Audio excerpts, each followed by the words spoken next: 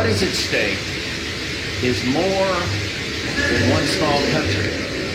It is a big idea, a new world order. It's no longer a theory. What I'm about to say is fact. The secret organizations of the world power elite are no longer secret. They have planned and are now leading us into a one-world communist government. Welcome, useless eaters, to the Odd Man Out podcast, where we talk about hidden history, deep political policy, occult deconstruction, economics, religion, and philosophy. I'm your rabbit hole aficionado, the Odd Man. Welcome.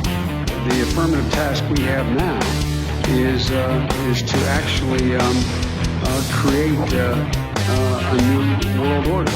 Public policy could itself become the captive of a scientific, technological elite. And when that first cocaine was smuggled in on a ship, it may as well have been a deadly bacteria so much as it hurt the body, the soul of our country. But take my word for it, this scourge will stop.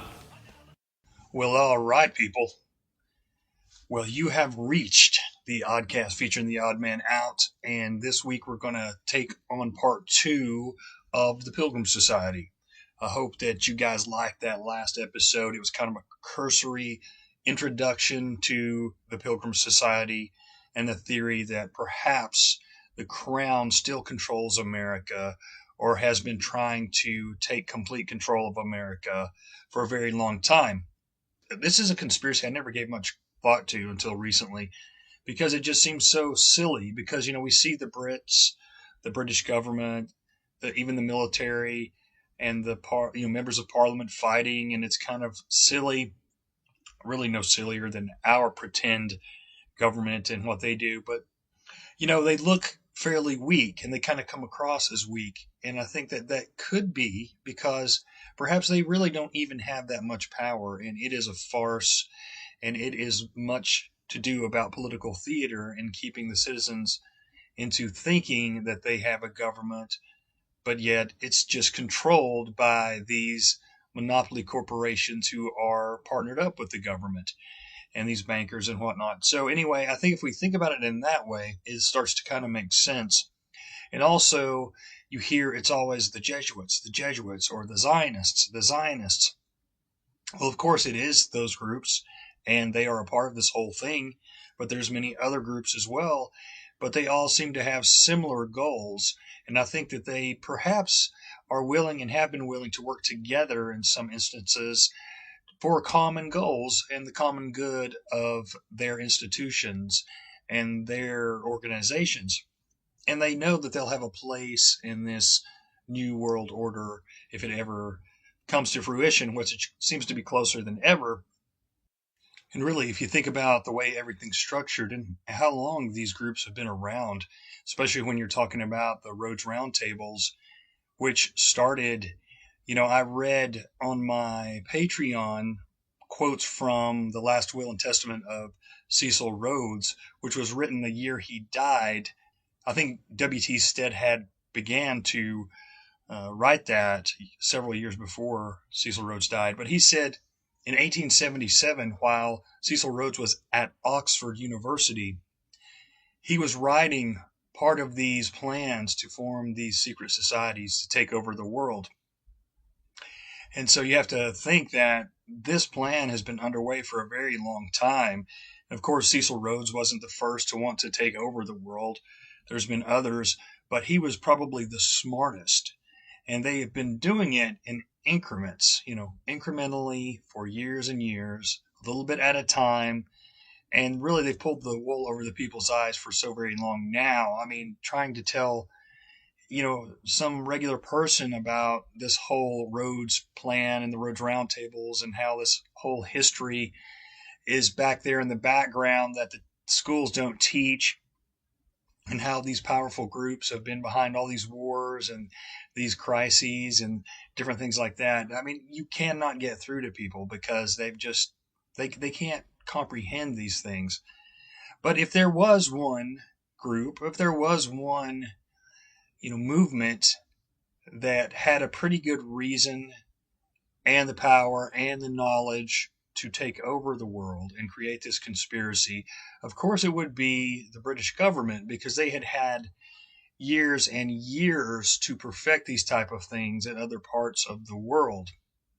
We have to remember that Cecil Rhodes was partially funded by the Rothschilds, yes, to go to Rhodesia, to South Africa, to mine for the gold and the diamonds, but also partly by the East India Company, which was a British company who was famous for getting many people hooked on opium, including the Chinese and the Indians and different people like that.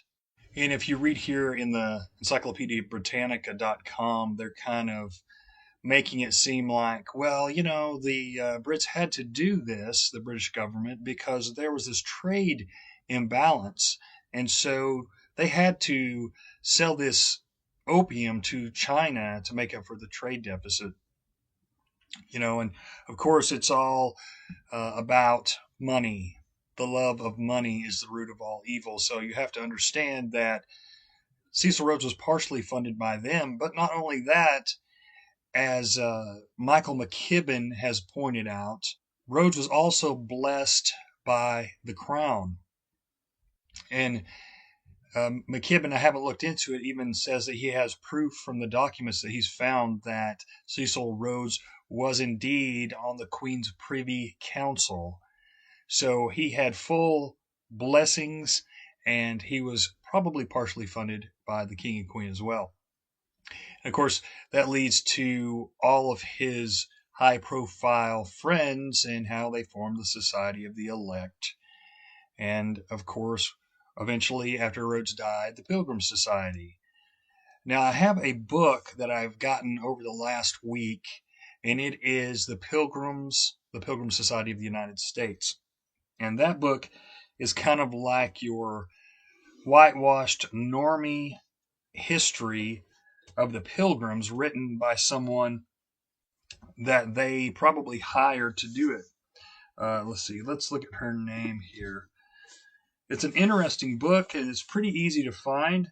She's written two of them, one on the British version of the Pilgrims. Her name is Anne Pimlott Baker. So one of the good things about it, though, it only tells the good side of the Pilgrims and the dinner societies and all that, the dinner meetings and banquets and all that, but it has the lists of names of all these guys. And I just opened up to a random page here, and you've got Grover Cleveland in there, Henry Britton, who was a big player in there, the Prince of Wales, Thomas Lamont, Lord Halifax. I mean, it's unbelievable.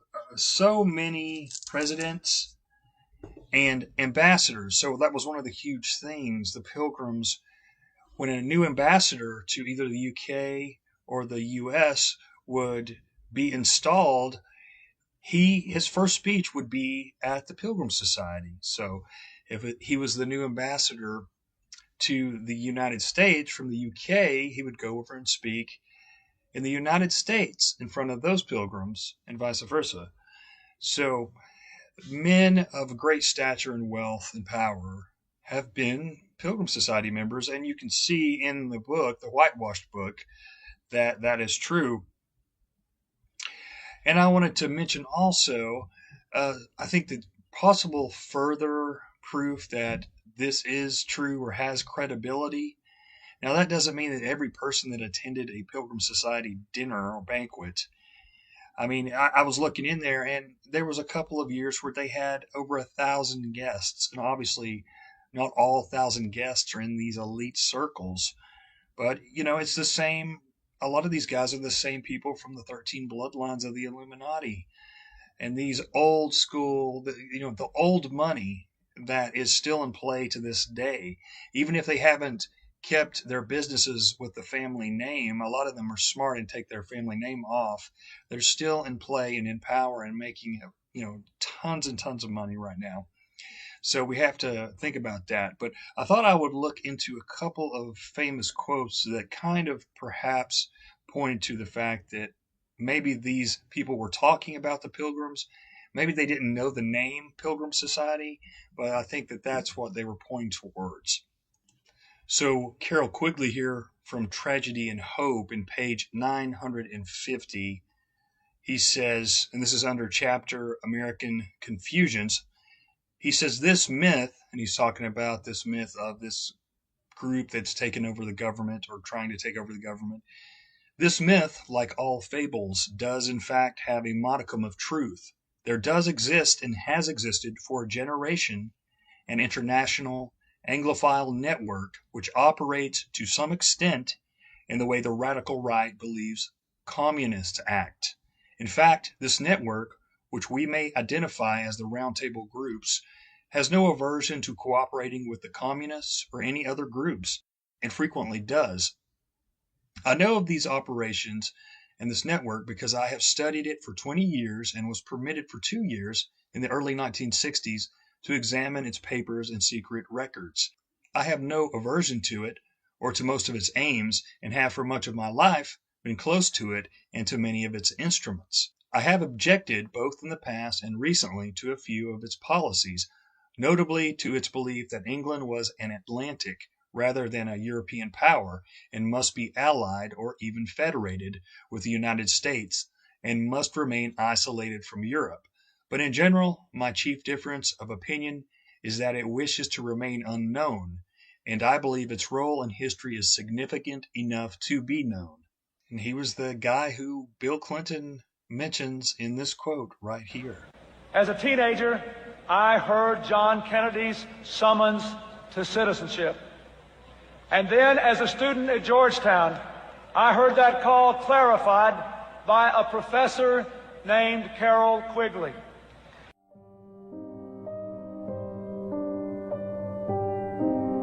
A project was launched in the last quarter of the 19th century in England with powerful help from a few American families who believed that the separation of the two countries had been the worst event in human history, and they wanted to work toward a long-term reintegration of Britain, the whole English-speaking world as one country.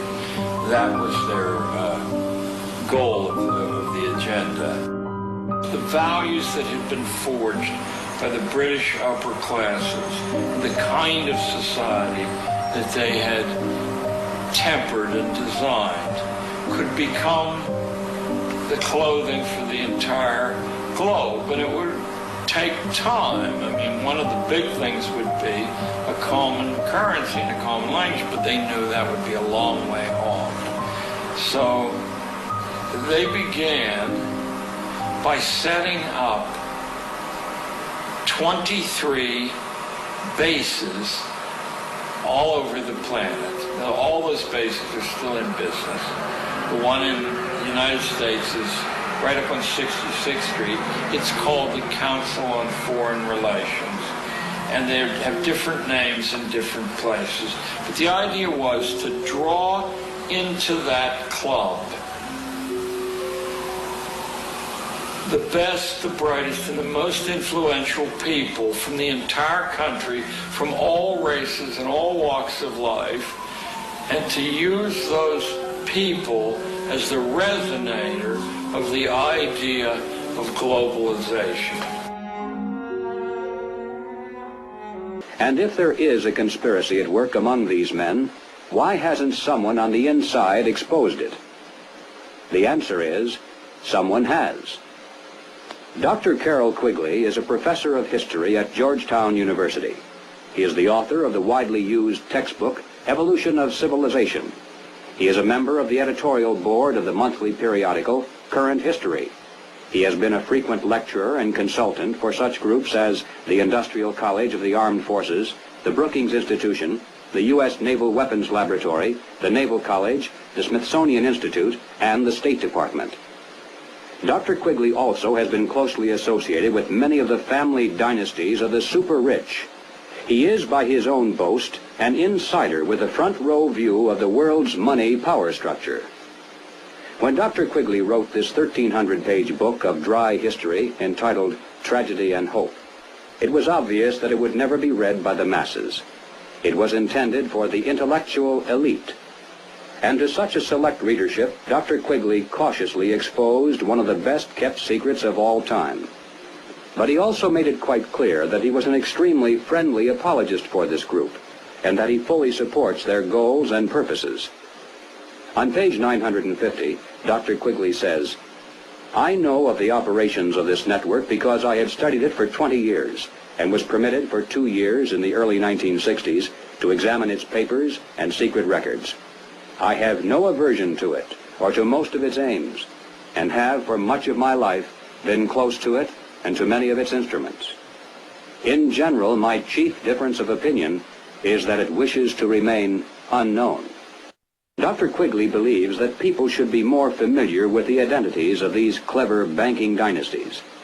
They include such names as Baring, Hambros, Lazard, Erlanger, Warburg, Schroeder, Seligman, the Spires, Mirabeau, Mallet, Fold, and above all, Rothschild and Morgan. It should be noted that while the Rothschilds and other Jewish families cooperated together in these ventures, this was by no means a Jewish monopoly, as some have alleged. Men of finance of many nationalities and many religious and non-religious backgrounds collaborated together to create this superstructure of hidden power. So this guy was an insider. He had connections, big-time connections, and he was able to access the records and find out some of this stuff, or else we may not have known half of what we know now. And so even though Quigley doesn't mention the Pilgrims by name, he speaks of this network, or this inner network at the top of the Council on Foreign Relations and these roundtable groups. So I presume that he's talking about the Pilgrims, although maybe we can never prove it 100%. Another really good author on the subjects of conspiracy and alternative history, Anthony C. Sutton, who I mention a lot, and a lot of people in this circle that talk about the things I do also mention him, but he was a great writer. And in his book, America's Secret Establishment, An Introduction to the Order of the Skull and Bones, he's got a small little section there on the Council on Foreign Relations. And he says that they're not all in some sort of giant conspiracy, which I don't believe they are. You know, it goes back to Dennis L. Cuddy. These elites, these globalists, they think alike, and they have been brought up the same way, to believe the same things, educated the same way, blah, blah, blah. So it's not some kind of grand conspiracy. But Sutton does say at the end, however, there is a group within the Council on Foreign Relations which belongs to a secret society sworn to secrecy and which more or less controls the CFR. CFR meetings are used for their own purposes, i.e. to push out ideas, to weigh upon the people who might be useful, to use meetings as a forum for discussion. These members are in the order. I guess he's talking about the Order of the Skull and Bones. Their membership in the order can be proven. Their meetings can be proven. Their objectives are plainly unconstitutional, and this order has existed for 150 years in the United States. So obviously he's talking about the Skull and Bones, but some Skull and Bones members have been affiliated with the Pilgrim Society, and of course all these different organizations are somehow affiliated with the Council on Foreign Relations because of its size and its influence. So I have to wonder if perhaps this order isn't also the Pilgrims. But again, we may never know 100% if indeed Sutton was talking about the Pilgrim Society, because he doesn't mention them by name. Now, one thing that stands out to me, and this goes right along with some of the quotes from Cecil Rhodes when he talked about taking over the media, and then of course in the early 1900s, J.P. Morgan bought out the famous 25 newspapers and put his editors of his choosing in. So let's look here. Early on, it says 1904, a Major General Henry Clark Corbin was one of the first vice presidents of the Pilgrims. Leading New Yorkers included John Jacob Astor, Morris K. Jessup, another vice president, president of the Chamber of Commerce of New York, Adolph S. Ox, owner of the New York Times, and Timothy L. Woodruff, Lieutenant Governor of the New York State. Andrew Carnegie joined the Pilgrims in 1906 and J.P. Morgan in 1910. It says here also actor Richard Mansfield, writer and publisher Frank A. Munsey, and Hamilton W. Mabie, associate editor of The Outlook. Journalist here, R.J. Mooney, on the editorial staff of the New York Tribune. So it's pretty interesting the way it came together for the New York branch. In London, there was a bunch of American journalists in town for the coronation of King Edward. And he fell ill and got, I think it said he had appendicitis. So they got the idea, why don't we invite all these journalists in town, because there's not going to be a coronation, and let's talk about it and pitch the idea. So they were able to get in, let's see here, American correspondents who replied enthusiastically were Albert S. Crockett and Milton V. Snyder of the New York Herald, Walter Neef of the Associated Press, Ian Ford of the New York Tribune, and H.R. Chamberlain of the New York Sun. And they were all interested in the prospects of an easier access to British statesmen and men of affairs. So that's kind of how they sold the whole thing, and it went on to have quite a few journalists in it. Of course, now you know that the CFR is absolutely full of journalists. And so you look at all these different groups, and it's really just all these different interlocking networks. And they all play parts of this thing, and they all have these roles. And even if they don't know that they have goals, they all are pushing towards similar ones. So that's kind of how this whole thing works. But again, just in a simplistic fashion of thinking, who would have more of a reason to try and bring down America and control it than the Brits? Because, supposedly we beat them. And when I talk about Brits and America, I'm obviously talking about the government. I'm not talking about us.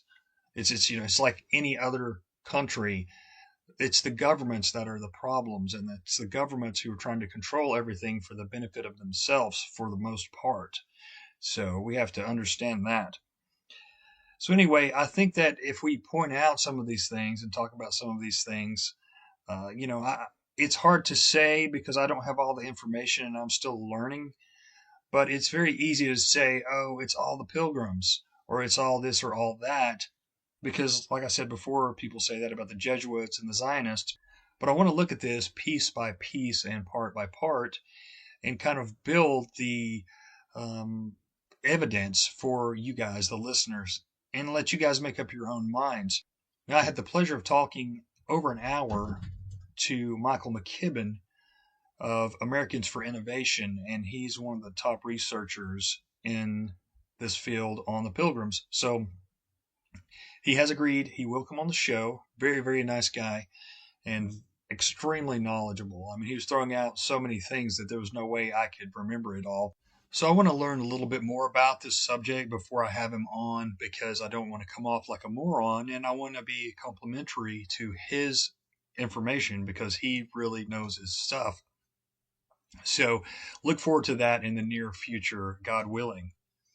Now, I was looking around at some of my books in my library, and I was like, I've got to have a few more books that mention this Pilgrim Society. There must be. Not much, really. I found a book by William P. Hoare called Architects of Conspiracy, and I've yet to read this book, but I've been wanting to, and I did find the Pilgrims in there one time briefly mentioned. And he's talking about the lead up to World War I. And, up until that point, many people know that we were a non-interventionist country, not an isolationist country, as the warmongers love to say, even still to this day. And those are two different things. Isolationism is not talking to a country or dealing with any issues whatsoever, and that makes you sound like you're just unreasonable. But non-intervention is not jumping to war at every chance so you can claim more land or make more money for the military-industrial complex or get your sphere of influence to become greater. So there's two hugely different things there. But anyway, so I'm just going to read a little bit up until the point where it talks about the Pilgrims, and I'll read just a little bit after that. He says, meanwhile, President Woodrow Wilson was publicly urging that we must be neutral in thought and action, and that the war's causes were too complex as to ascribe guilt to any party. But the Eastern establishment was distinctly Anglophile. Moreover, the war news in the U.S. was virtually whatever the British censors would allow.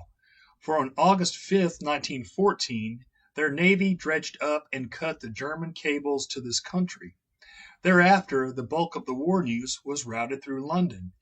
In charge of the British propaganda in this country, assisted by A.J. Toynbee, was Sir Gilbert Parker, who acknowledged after the war, practically since the day the war broke out, I was responsible for American publicity. Parker, according to H.C. Peterson, supplied 360 American newspapers in the U.S. with English commentary on the war.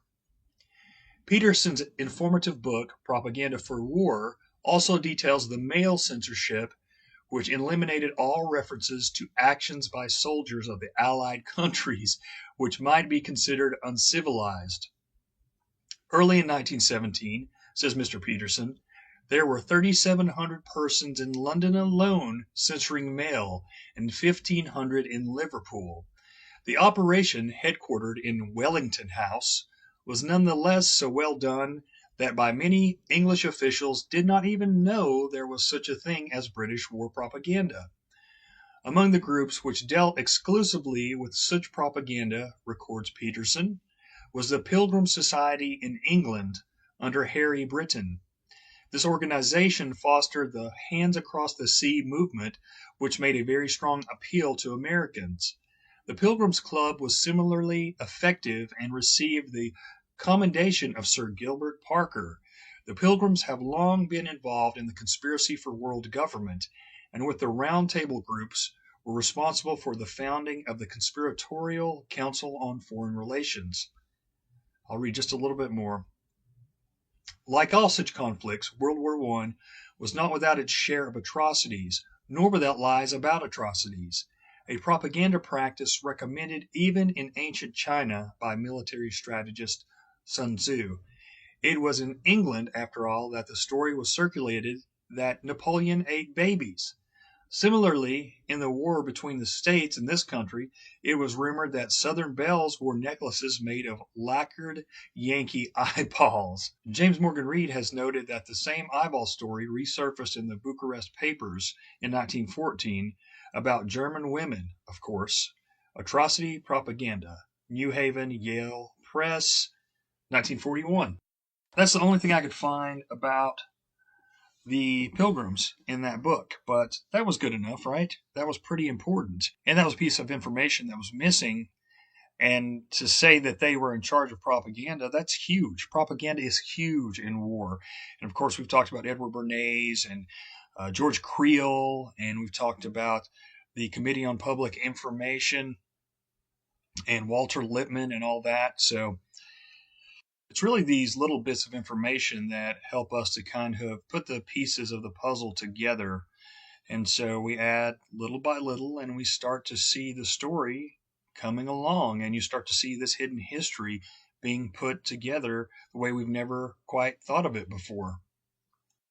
Another book that actually mentions the Pilgrims quite a bit, and mostly just in reference to the members, was 13 Bloodlines of the Illuminati by Fritz Springmeier. So we will look at that book as well. That's a huge book, and it's really quite a chore to go through it. And I've decided for my patrons that I'm going to start going through that massive book and kind of covering those families, because I know a lot of people have heard of the book, or they might have read some passages here or there or heard some quotes, but they are really not familiar with the book because it's so big and it's hard to find. I mean, you can find it on PDF, even on the CIA.gov website. But, I think that it's kind of important because it kind of leads back to these Pilgrims, because it's many of the same families who were in the Pilgrims that were part of the 13 Bloodlines. So I think that that would be a real good thing to do. I've already started it. I haven't posted it yet. But if you want to become a member of the Society of the Cryptic Savants, then join my Patreon. Okay, so as I was going through the books, I found a book I haven't read yet called Empire of the City by E.C. Knuth. That's K-N-U-T-H. And right in the intro, he's talking about the Pilgrims. And he's talking about all the things that happened in the early 1900s, and of course the way the globalists were pushing, and all the things that came out of the Rhodes Roundtables, and the way basically the British government was really trying to take over things.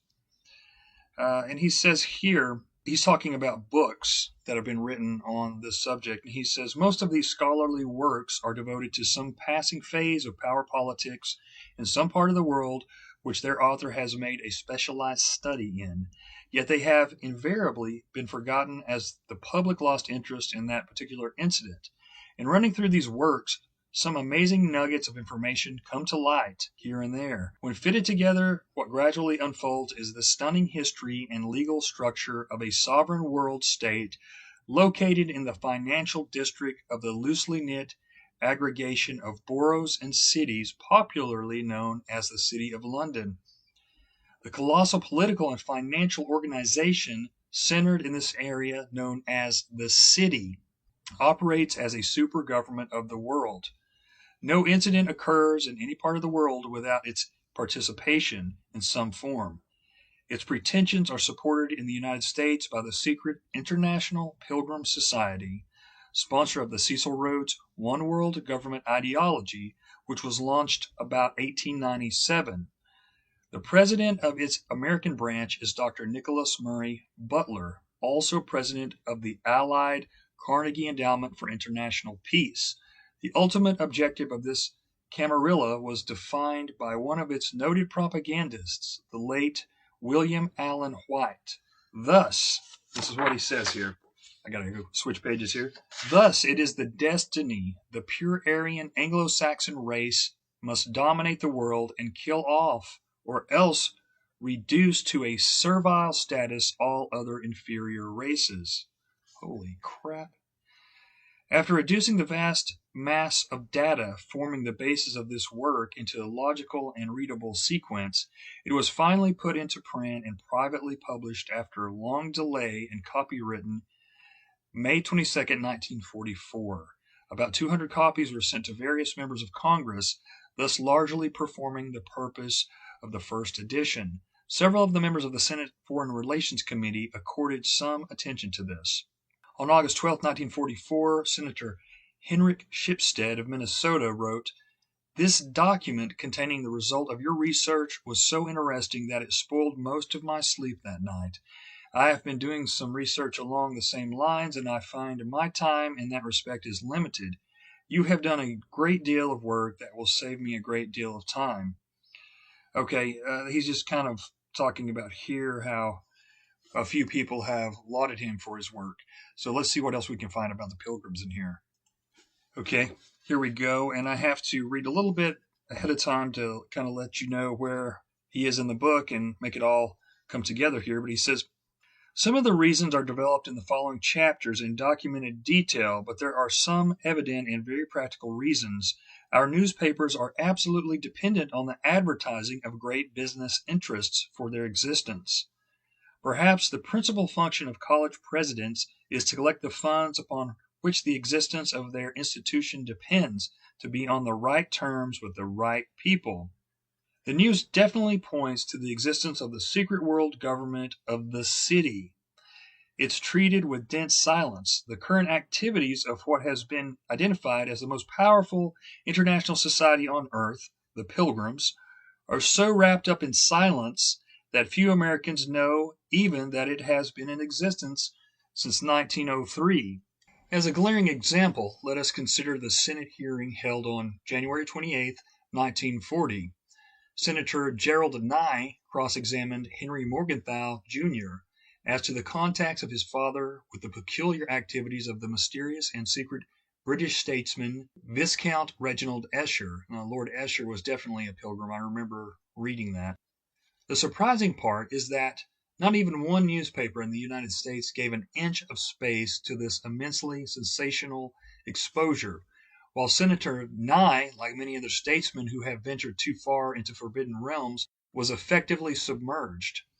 As appears hereinafter, the late President David Jordan of Stanford University did much to expose the machinations of this international camarilla, with that he was subjected to indignity and persecution during the World War I period, as was also the late Congressman Lindbergh of Minnesota, father of Colonel Charles Lindbergh. As may be evident from the numerous quotations hereinafter, many of the great teachers and professors of our universities have tried to throw some light into the situation with little success. Their works have been accorded little recognition. They have been labeled controversial. These works have been treated with the contempt of silence. One source estimates the average circulation of books of this kind as little over 7,000 copies.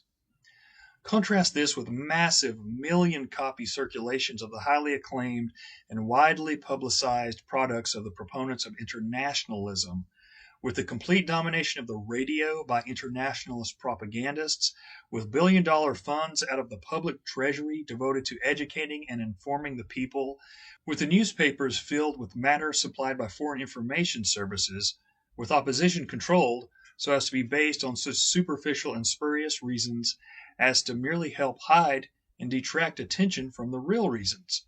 During the Coolidge administration, the Republican Party reached such a high status as the defender of nationalism that Mr. Coolidge has been accused in some internationalist circles of being directly responsible for the internationalist recession. This recession opened the way for the rebirth of nationalism in the totalitarian countries, among which Russia must be included. However, this Republican nationalism has declined steadily under the encroachment of the internationalist money powers, so that charges of manipulation and bribery were brought after the 1940 campaign. The candidate of 1944 was the admitted pupil of a noted internationalist and trustee of the Carnegie Endowment for International Peace. The results of the 35 years operation of the Carnegie Endowment for International Peace speaks for itself. Okay, I think he mentions the Pilgrims here once again. He says, a resolution by Senator Langer, Republican senator from North Dakota, was to investigate the charge of C. Nelson Sparks in one man, Wendell Willkie. The accusation was that Mr. T.J. Lamont, former president of J.P. Morgan and Company and chairman of the executive committee of the Pilgrims, had bought the votes of delegates to the Republican National Convention of 1940 with a roomful of money. However, this resolution was effectively submerged without any adequate public explanation. So, the things that happened then are the things that happen now. It's all the same. I think a lot of you guys are listening to this. You understand that politics is like the mafia, and there's payoffs, and there's briberies, and there's blackmail. And to believe this crap that comes out of the White House, out of the state, and out of the media, which is GovCorp media, it's just ridiculous to still fall for that and think that's all there is to politics. I don't see how people can allow themselves to be so simplistic. And I guess maybe it's partly fear and they don't want to think about what could be, but still it's just ridiculous because a lot of these people still get all emotional about politics and they get all worked up in defending their parties and whatnot and don't understand that it's pretty much meaningless because you're not looking deeper into the subjects. It's funny, in the next line, the guy goes on, this E.C. Newth, to mention the octopus of power. So I guess that term has been around for a very long time. But let's see what else we can find. I know he mentions the Pilgrims again a few times here. Okay, now he's looking into the Spanish-American War and the Pilgrim Society's role in that.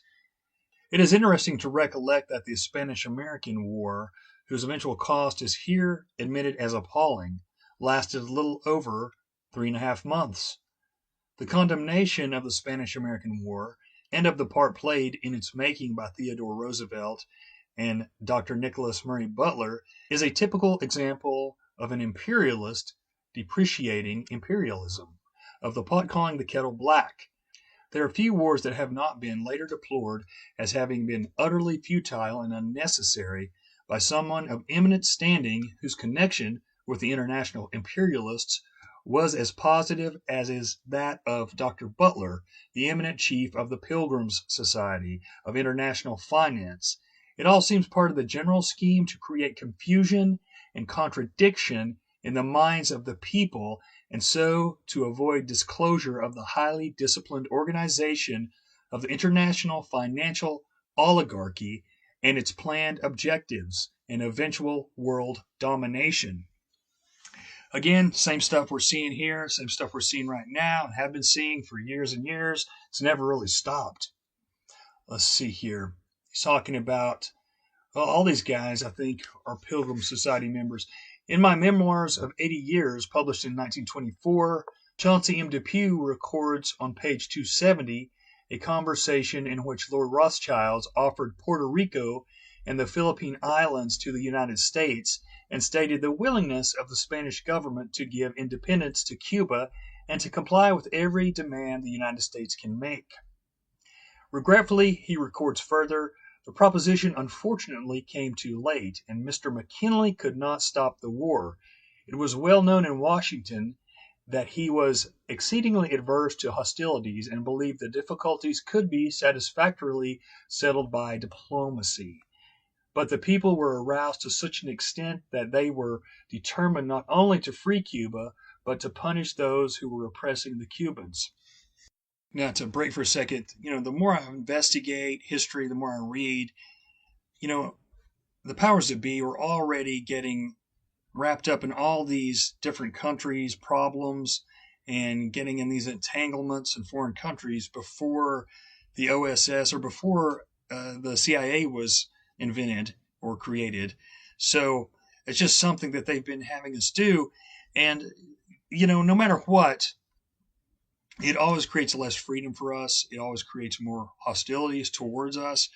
But they know that. And of course, a lot of times it's over just racking up debt so they can have more power or so they can rebuild a country after destroying it. There's a lot of money in that too, of course.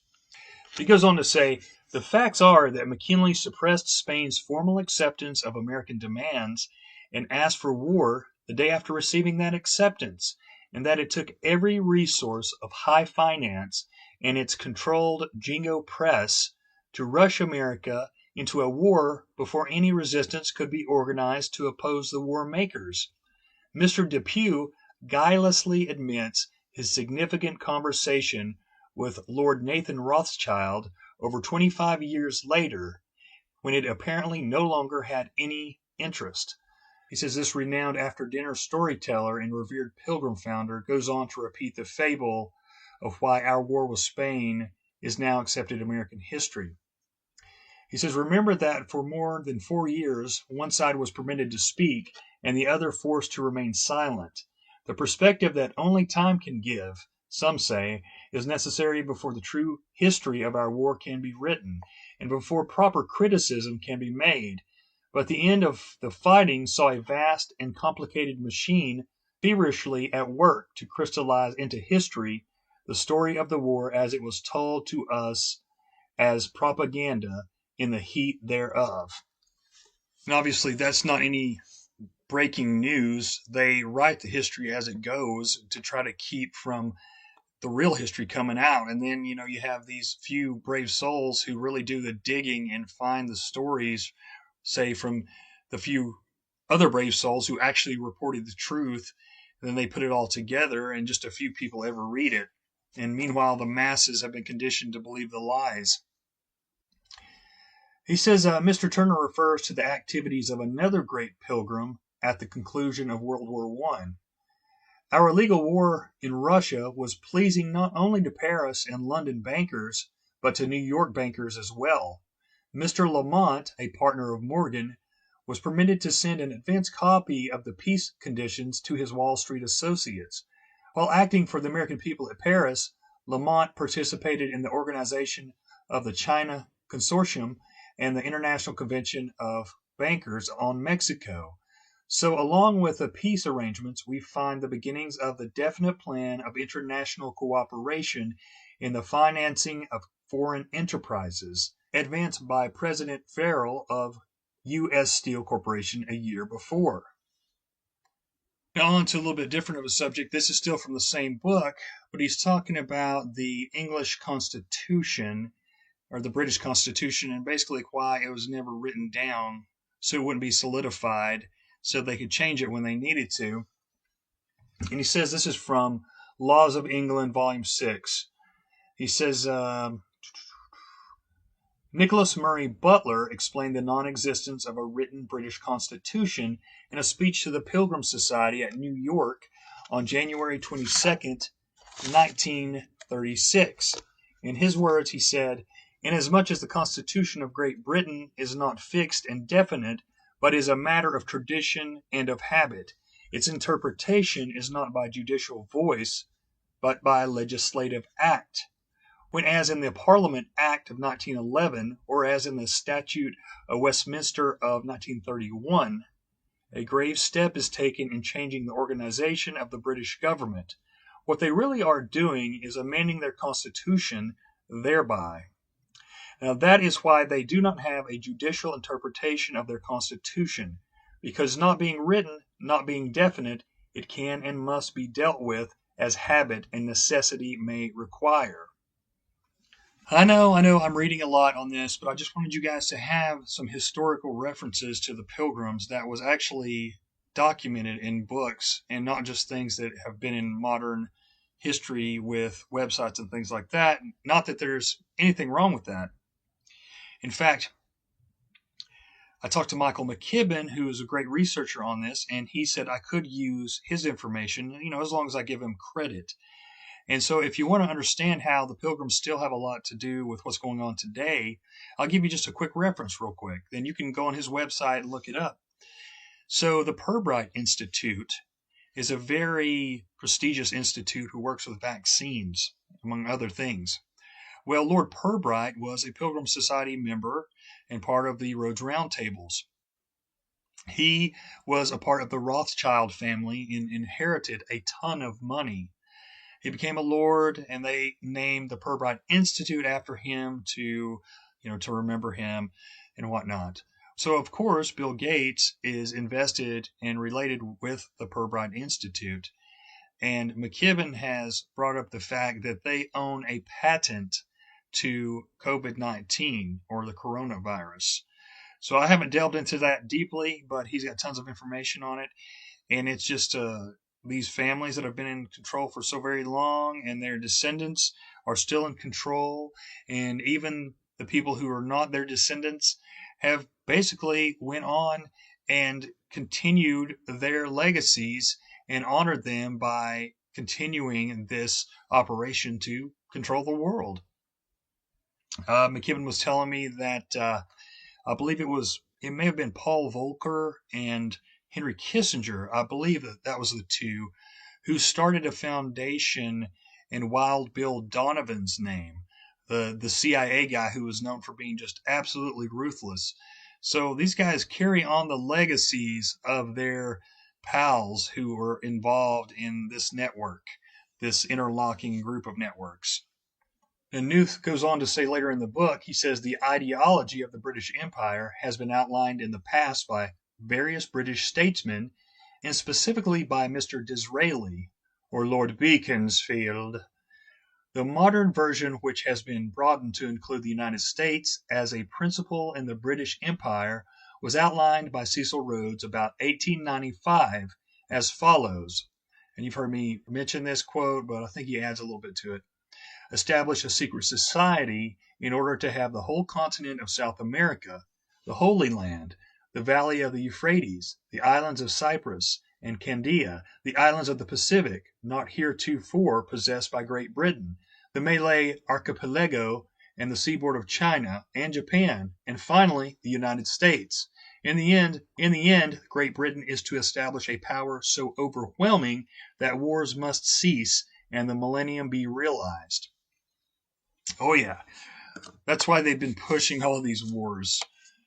They've been pushing all these wars so they can bring peace, The secret societies of the above plan apparently came to life immediately after the death of Mr. Rhodes, in the Pilgrims of Great Britain, often used by British statesmen in the recent years as a public sounding board, and the Pilgrims of the United States, founded in New York on January 13, 1903, and listed directories of the secret societies with no indication of purpose.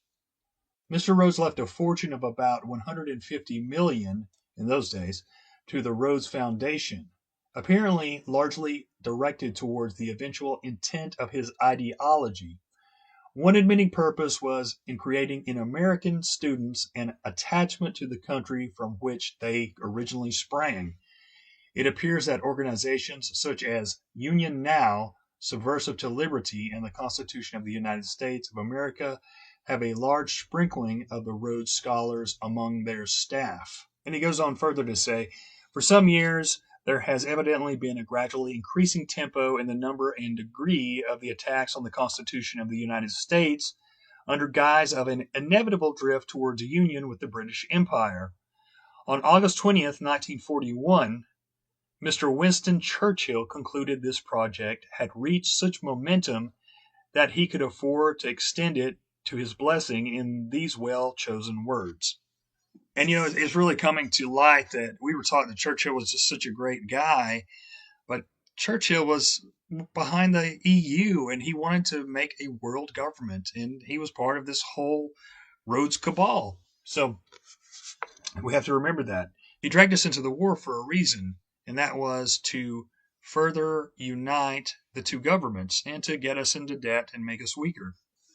So he goes on to say here, this is what Churchill said, these two great organizations of the English-speaking democracies, and he's talking about both the Pilgrim societies from the United States and Britain, the British Empire of the United States, will have to be somewhat mixed up together in some of their affairs for mutual and general advantage. For my part, looking out to the future, I do not view the process with any misgivings. I could not stop it if I had wished. No one could stop it. Like the Mississippi, it just keeps rolling along. Let it roll on in full flood, irresistible, to broader lands and better days. He goes on to mention this book called Pilgrim Partners by Sir Harry Britton, who, of course, was one of the Pilgrims. And Britton was one of the directors of the Pilgrims, I believe. He said it's called Pilgrim's Partners, and the subtitle of the book is 40 Years of British-American Fellowship. And he says, one critic stated in the review, the Pilgrims, founded in 1902 with one section in England and one in America, was described some time ago by a leading New York paper as probably the most distinguished international organization in the world. Each incoming American or British ambassador receives his initial welcome from the Pilgrims and gives his first address to the peoples of Britain or America, respectively, from a Pilgrims gathering. And I'll end it right here with this quote from the book, last quote from the book for today. He says, men of millions here sway the destiny, the life, or the death of their fellow citizens, with an organization which is subversive to the spirit and the letter of the Constitution of the United States, an organization of which not 1 in 1,000 of their fellow citizens has ever even heard. The purpose of these men is completely interwoven with the dependence of their own invariably great fortunes on the operations of the city. Remember, the city is what they're calling London, the citadel of international finance. Not only do these men collectively exert a planned influence of immense weight in utter secrecy, but they operate with the support of the immense funds provided by Cecil Rhodes and Andrew Carnegie. And he goes on to talk about the interlocking directories, which is the different roundtable groups and different institutions that are connected to them. He's got some quotes from some bankers in the early 1900s on how only about 12 men basically ruled and ran everything. So probably in the next episode, I'll finish up a few quotes from this book. Not as many, but just a few. And then I'll talk about some research from some other people. And we may get into Michael McKibben's information. And I'll put his website in my show notes for this one. And remember, there's Charles Savoy as well. And the other guy, what's his name? Van der Regen, which I really haven't looked too much into for some reason. I just started looking into these guys instead. But I assume that his information is pretty similar. And then we'll go from there. And I hope that you guys are into this. And I think that once you start looking into the more modern stuff, you're really going to be like, holy crap, I think this is real. I think that maybe this is the mother of all conspiracies. But, it's not far-fetched when you think of all these elites and this old money, and why wouldn't they want to keep that money in their families and amongst their friends? And you see that a lot of these families and these banking and these monopoly corporations intermarry for a reason. It's not just because of love. So it's all about keeping those fortunes in those groups of people. And of course, they plan things years and years ahead of time.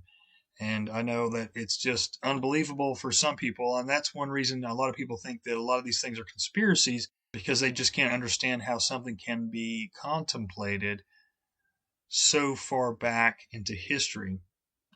But anyway, that's just the way the world works, right? That's the way things are going. And we're seeing a lot of this stuff come to fruition.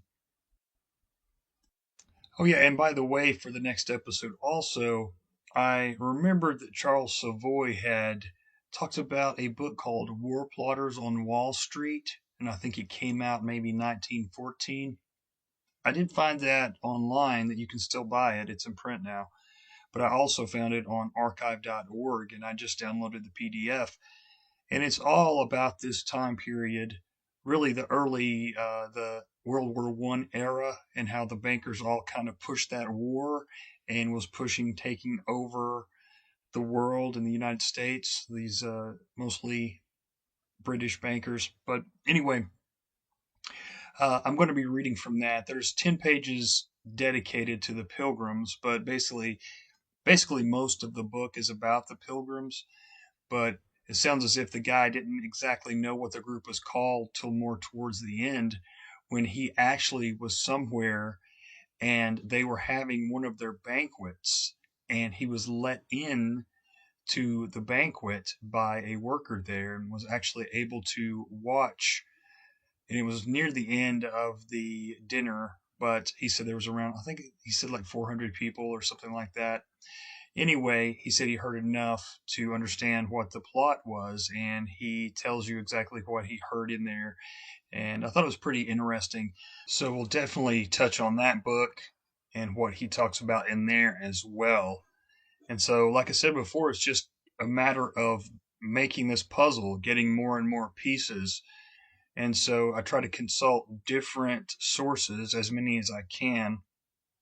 I didn't want to just completely copy Michael McKibben and Charles Savoy's work and others. I wanted to at least try to find some books where this had been documented to give it a bit more credibility. Not that their work doesn't provide tons of credibility and historical sources, much more than mine. But anyway, I just wanted to give that basis before I get into their work, because I didn't want it to just be a carbon copy of what they're doing.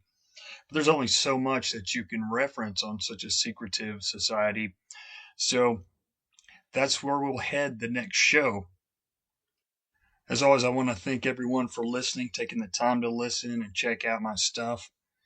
I want to thank my patrons. I want to thank Kyle. I want to thank Aaron. I want to thank Full Metal Keto AF.